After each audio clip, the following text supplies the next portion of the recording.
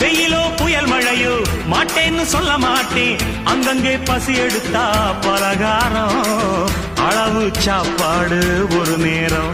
நாம் பிரசவத்துக்கு இலவசமா வாரேம்மா, உன் பிள்ளைக்கு ஒரு